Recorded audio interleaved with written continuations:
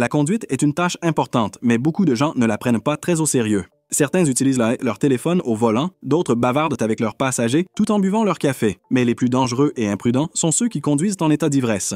Nous avons tous vu dans les vidéos de tribunal comment plusieurs des accusés de conduite en état d'ivresse semblent retenir leurs larmes, s'excusant d'avoir blessé les autres et promettant de ne jamais refaire la même erreur. Malheureusement, les dégâts sont irréversibles. La conduite en état d'ivresse affecte des milliers de personnes chaque année, infligeant des blessures et des préjudices durables aux familles et aux communautés. Malgré les dangers reconnus, les gens continuent de conduire sous l'emprise de l'alcool. Cependant, ils doivent également faire face à des sanctions extrêmement sévères pour cela.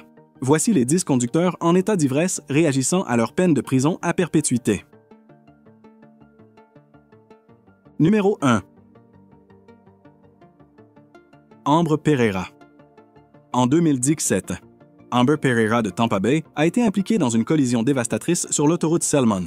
Selon les enquêteurs, Pereira était en état d'ébriété lorsqu'elle a déclenché une réaction en chaîne qui a coûté la vie à 3 membres de la famille Felipek. Pereira circulait sur l'autoroute Selmon lorsqu'elle est entrée en collision avec Luis Felipek, son épouse Rita et leur fille Georgia, âgée de 8 ans. Pereira a perdu le contrôle de son véhicule, a percuté le véhicule des Felipek et l'a projeté sur les voies en direction ouest, où il a été heurté par 2 autres véhicules avant de prendre feu. Selon la police, Pereira a continué sa route et a été arrêtée plus tard lorsque sa voiture ne pouvait plus rouler en raison des dégâts. Elle a plaidé coupable de conduite en état d'ivresse. Après cet horrible accident en contresens, Pereira a d'abord prétendu avoir eu une crise d'épilepsie, mais a ensuite été inculpée d'homicide involontaire sous l'emprise de l'alcool, de conduite en état d'ivresse ayant causé des blessures graves, de délit de fuite après un accident mortel et de destruction de preuves. Selon les enquêteurs, elle conduisait sous l'emprise de l'alcool à plus de 100 km/h avant l'accident. D'après les preuves, des analyses complémentaires ont révélé que Pereira avait 3 substances liées au cannabis dans son organisme, dont 2 à des concentrations suffisamment élevées pour affecter son cerveau. Dès que le juge a prononcé sa peine de 50 ans de réclusion, elle n'a pas pu retenir ses larmes.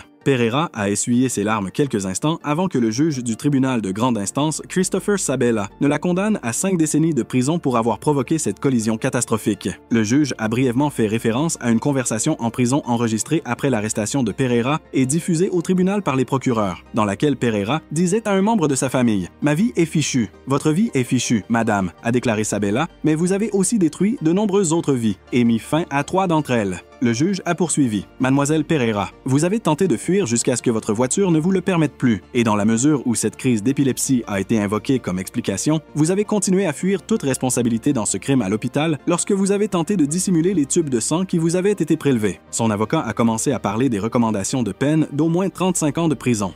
Alors qu'elle pleurait, il a demandé au tribunal d'ignorer les recommandations et de condamner sa cliente à 20 ans de prison à la place. Il a déclaré que son casier judiciaire était modeste et qu'elle n'avait pas l'intention de faire du mal à qui que ce soit. Néanmoins, elle a tout de même été condamnée à 50 ans de prison. Numéro 2. Grace Coleman. Grace Elizabeth Coleman, une femme californienne de 23 ans, a été condamnée à au moins 21 ans de prison pour un délit de fuite en état d'ivresse qui a coûté la vie à un jeune couple et blessé leurs 3 petites filles alors qu'ils regardaient les illuminations de Noël. Elle conduisait en état d'ébriété, ce qui a provoqué l'accident à Newport Beach. Madame Coleman a publiquement reconnu sa responsabilité pour cette catastrophe totale devant le juge. Coleman a plaidé coupable d'avoir ôté la vie à Henry Eduardo Saldana Mejia, 27 ans, et à son épouse Gabriela Andrade, 28 ans. Les filles du couple ont également été transportées à l'hôpital après l'incident. Selon la police de Santa Ana, la collision a fracturé toutes leurs jambes et l'une d'entre elles a subi 2 fractures au bras. Le taux d'alcoolémie de Coleman était de 0,22%, soit près de 3 fois la limite légale, lorsqu'elle a percuté la Nissan Versa de la famille au carrefour de Newport Coast Drive et Pelican Hills Road South. Selon les autorités, Coleman aurait grillé un feu rouge alors que la famille s'approchait de Pelican Hills. Selon la police de Newport, un juge a condamné Grace Elizabeth Coleman. 2 des filles orphelines ont lu des lettres qu'elles avaient écrites à leurs parents dans ce que l'avocat de la famille a décrit comme « peut-être la chose la plus émouvante que j'ai jamais vue ». Coleman devait porter un masque pendant l'audience, qui dissimulait la plupart de ses expressions, mais un avocat a déclaré qu'elle restait concentrée sur tous les intervenants, ce qu'il estimait acceptable. C'est simplement un autre exemple d'un conducteur ivre qui détruit plusieurs vies, y compris la sienne et celle des gens autour d'elle, a-t-il ajouté. Même si elle portait un masque, il était très évident qu'elle pleurait et ne pouvait s'empêcher de penser à ce qu'elle avait fait. Elle était tellement choquée qu'elle n'a même rien dit pendant l'audience, mais elle s'est entretenue en privé avec la famille de Henry et de son épouse Gabriella lors d'une rare rencontre organisée au tribunal. Cette rencontre était très privée et s'est déroulée sans la présence des avocats de la défense, des procureurs, ni même du juge. Un avocat a expliqué. Ils ont senti qu'elle était vraiment désolée. Ils ont senti qu'elle avait pris une terrible décision. Ils ne sont pas en colère. Cependant, l'avocat des victimes a déposé une plainte pour négligence contre Coleman et ses parents, James et Kelly Coleman de Newport Beach. Il reproche à ses parents de lui avoir permis de continuer à conduire le Land Rover 2010 qu'il lui avait offert, malgré 2 incidents de conduite en état d'ivresse. Numéro 3. Olivia Caroli. Olivia Caroli, Culbreth avait consommé de l'alcool aux premières heures du 9 février 2014. Elle venait de devenir mère. Culbreth avait 21 ans et avait accouché 11 jours auparavant. Et pourtant, elle conduisait à des vitesses allant jusqu'à 160 km/h à contresens sur les autoroutes 57 et 60. Cette femme de 26 ans, originaire de Fontana, a été condamnée à 30 ans de prison à perpétuité pour un accident en contresens sur l'autoroute 60 qui a coûté la vie à 6 personnes. La voiture de Culbreth est d'abord entrée en collision avec un Ford Explorer sur la voie en direction ouest, causant la mort de 4 personnes dans ce SUV, dont 3 générations de la même famille. Le carambolage, impliquant 3 véhicules, a également coûté la vie à la sœur de Culbreth et à sa meilleure amie, qui était une passagère dans sa Camaro. Selon plusieurs agents de la California Highway Patrol, c'était l'un des pires accidents dont ils avaient été témoins. Les procureurs ont déclaré que son taux d'alcoolémie était de 0,15%, 3 heures après la collision. Culbreth avait déjà été arrêté pour conduite en état d'ivresse, qui avait également causé un accident. Selon les preuves présentées lors d'une audience préliminaire, le tribunal l'avait mise en garde contre les dangers de la conduite sous l'emprise de l'alcool et l'avait averti qu'un tel comportement à l'avenir pourrait entraîner de graves infractions. Olivia avait déjà une condamnation pour conduite en état d'ivresse et de nombreuses infractions au code de la route à son actif, ainsi que des restrictions sur son permis. Lorsqu'on a demandé à un membre de la famille des victimes si elle était en colère contre Culbreth, elle a répondu « Je ne ressens pas de colère, j'ai de la peine pour elle. Vous savez, je ne sais pas comment on peut survivre le reste de sa vie en sachant combien de personnes on a tuées, y compris sa propre sœur. » Cependant, Olivia était tellement bouleversée qu'elle a fait des déclarations très émouvantes.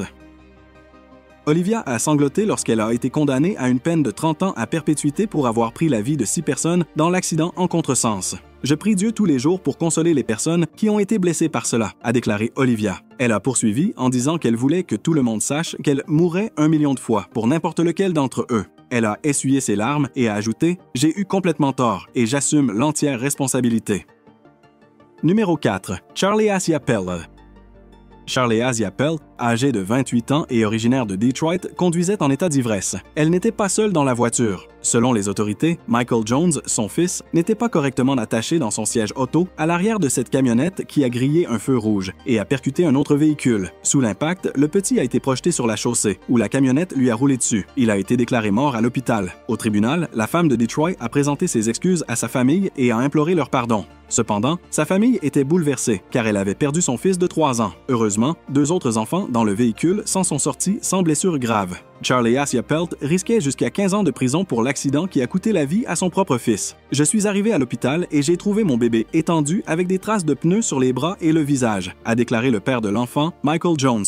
Elle était très émotive au tribunal. Elle n'a cessé de supplier pour obtenir le pardon. « Je suis vraiment désolée, ça fait tellement mal », s'est-elle excusée à maintes reprises pendant le procès. Elle a également dit « Je comprends ce que ressent ce père. Ça me fait tellement de mal quand les gens agissent comme si je n'aimais pas mon enfant. Il était tout pour moi. » Pelt a imploré le tribunal pour sa peine mardi. « J'ai tout fait au monde pour être avec mes bébés, pour tout faire correctement », a-t-elle expliqué. « J'ai l'impression que je n'y suis pas arrivée. Je me rends compte que c'était la pire chose qu'un parent puisse faire. Je veux m'excuser auprès de ma famille. Je suis vraiment terriblement désolée », a déclaré Pelt. Selon les membres de la famille, la mère suivait un traitement pour dépression et se rendait chez sa sœur pour y déposer les enfants afin de pouvoir sortir. Cependant, ces excuses n'ont pas suffi. Charlie Asia Pelt a été reconnue coupable de mise en danger et d'homicide d'un enfant en état d'ivresse. Elle a été inculpée de 3 chefs d'accusation de second degré et de 3 chefs d'accusation de conduite en état d'ivresse. Pendant le prononcé de la sentence, elle gardait la tête baissée et sanglotait. Elle a été condamnée à 15 ans de prison après avoir plaidé coupable à toutes les accusations.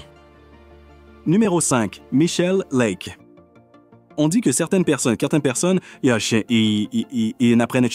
ils n'apprennent jamais de leurs erreurs, et le cas de Michelle Lake en est un parfait exemple. Michelle, qui avait déjà purgé une peine de prison pour un incident de conduite en état d'ivresse ayant coûté la vie à un homme, a été condamné à 10 ans de prison pour avoir provoqué un autre accident sous l'emprise de l'alcool. À 9h32 du matin, le 6 décembre 2018, Michelle roulait vers le nord sur l'avenue Le à Westwood lorsqu'elle a dévié de sa voie et est entrée en collision avec une voiture venant en sens inverse, blessant grièvement le conducteur et le passager avant. Les autorités ont trouvé plusieurs substances illicites dans son organisme et son permis de conduire avait été révoqué suite à une collision en état d'ivresse en 2006 qui avait coûté la vie à un passager de sa voiture. Michelle Lake a supplié qu'on lui pardonne.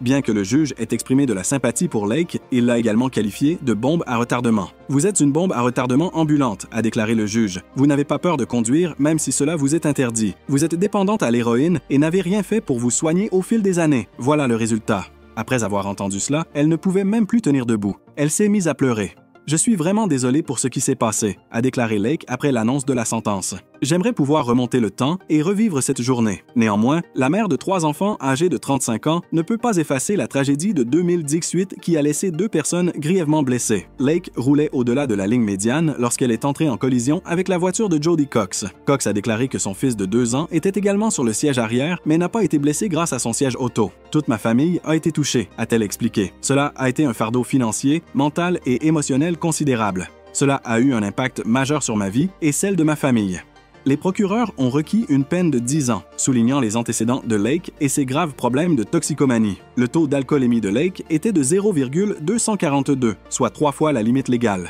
Le juge a suivi la suggestion du procureur et a condamné Lake à 8 ans de prison pour agression véhiculaire aggravée et 2 ans pour agression véhiculaire, à purger consécutivement. Lake sera également en liberté surveillée pendant 3 ans après sa libération et son permis de conduire sera suspendu à vie. Numéro 6. George Solis.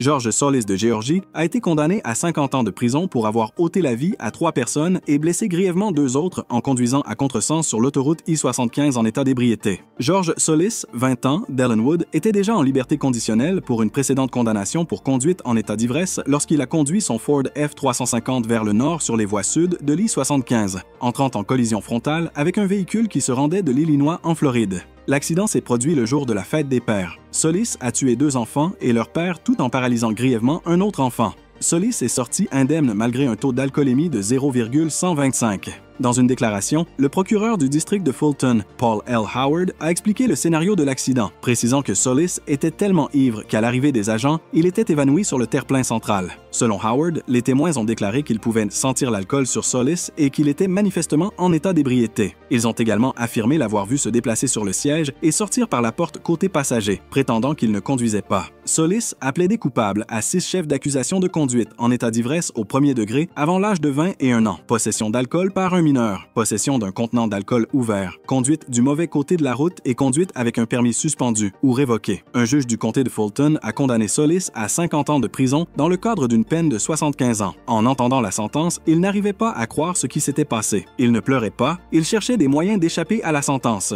Il a essayé de convaincre le juge de son innocence, mais en vain. Le juge comprenait et ressentait la douleur qu'il avait infligée aux familles des victimes. La famille de la victime a partagé sur Facebook une photo d'une perfusion reliée au bras d'un petit garçon nommé Clayton. Clayton avait subi une intervention chirurgicale et une partie de ses intestins avait été retirée. Dans une autre publication, il était sous assistance respiratoire. Cependant, Solis ne se souciait pas de ce qu'il avait fait. Son seul objectif était de convaincre le juge de réduire sa peine. Son avocat continuait de plaider l'innocence de Solis auprès du juge, mais en vain. Numéro 7. Javier Cortez. Devant la Cour supérieure du comté de Santa Barbara, un homme de Santa Maria a plaidé coupable à 2 chefs d'accusation découlant d'une collision mortelle double dans le nord de Santa Maria. Après avoir quitté une soirée plus tôt dans la soirée, Javier Cortez, 28 ans, était soupçonné d'avoir percuté avec sa berline Chrysler noire un Jeep Cherokee blanc transportant 4 passagers le 16 mars, ôtant la vie à une résidente, Madison Coleman, âgée de 17 ans, et Monica Gonzalez, âgée de 20 ans. Cortez a ensuite été inculpé lorsqu'il a été découvert qu'il avait un taux d'alcoolémie supérieur à 0,08%. Les accusations comportaient 3 circonstances aggravantes. Blessures corporelles graves, excès de vitesse sur autoroute et un taux d'alcoolémie supérieur à 0,15%. De nombreux policiers locaux ont témoigné de l'incident lors d'une audience préliminaire devant le juge. Selon Sophia Mares, agent de contrôle de la circulation du SMPD, Cortez était à une soirée dans le 2300 bloc de Gulliston Drive avant l'incident, où il aurait consommé 3 à 4 bouteilles de bière et de la tequila, un shot jaune, avant de partir à 2 heures du matin. Selon l'agent David Brewer, la force de l'impact a provoqué un bref éclair de lumière et a éjecté Gonzalez. Elle portait une ceinture de sécurité. Cependant, elle n'a pas survécu à l'épreuve. Un autre passager de la Jeep a subi des dommages pelviens, une fracture du bras et d'autres blessures, et a été transporté par hélicoptère à l'hôpital Santa Barbara Cottage pour une intervention chirurgicale. Selon les agents de la California Highway Patrol, les informations recueillies par l'enregistreur de données de la Chrysler ont révélé que Cortez roulait à 104 km/h en direction ouest sur Donovan Road 5 secondes avant l'accident. La vitesse de Cortez a été enregistrée à 93 km/h par l'enregistreur de données dans les fractions de secondes précédant la collision, a-t-il ajouté. Pendant l'audience, il a continué à dire que c'était un accident. Cependant, pour certaines personnes, l'accident leur a tout pris et les a laissés avec un chagrin à vie. Alors que Cortez était à la barre, une Julia Coleman émue s'est adressée à la cour, affirmant que sa fille était une brave enfant, avait un bon travail, un petit ami et un frère de 14 ans, et était sur le point de commencer l'université. « Nous ne reverrons plus jamais notre enfant », a-t-elle murmuré, regardant Cortez, qui semblait indifférent. Il a plaidé coupable d'homicide et de conduite en état d'ivresse, et risque maintenant une peine de 21 ans de prison à perpétuité. Numéro 8. Ashley Freeman. Dans une terrible collision en 2018, une femme de Santee a ôté la vie d'un homme alors qu'elle conduisait en état d'ivresse et à contresens. Elle a été condamnée à presque 12 ans de prison. Le 26 février 2018, Freeman circulait le long de l'Interstate 8 au niveau de l'échangeur avec l'Interstate 5.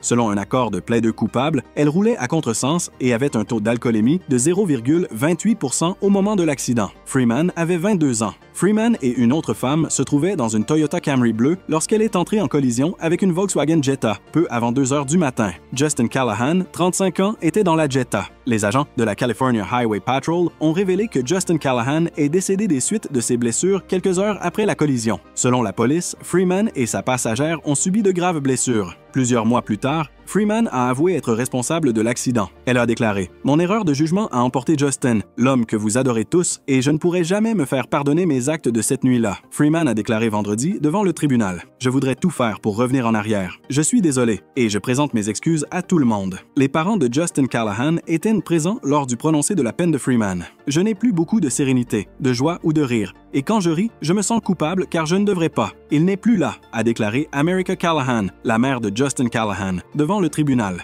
America Callahan a affirmé que bien qu'elle pardonne à Freeman, le juge final est Dieu. En entendant cela, le visage de Freeman est devenu rouge et elle s'est mise à pleurer sans retenue. Elle a essayé de parler entre ses sanglots et a dit « J'espère qu'un jour vous me pardonnerez et que vous saurez à quel point je suis sincèrement et profondément désolé. » Freeman a plaidé coupable à plusieurs délits. Elle était initialement accusée de meurtre, mais cette accusation a été abandonnée dans le cadre d'un accord de plaideur coupable. Freeman a reçu une peine de 11 ans et 8 mois de prison. Elle avait déjà purgé 379 jours de sa peine avant d'être condamnée. Freeman a accepté de purger 11 ans et 8 mois de prison dans le cadre de son accord. « Je ne suis pas satisfait de l'accord. Je pense qu'elle devrait passer plus de temps en prison car elle a tué quelqu'un », a déclaré Lyle Callahan, le père de Justin Callahan. Le père de Freeman a également pris la parole vendredi, déclarant « Ashley est une bonne personne qui a commis une grave erreur. » Numéro 9. Tanner Dashner.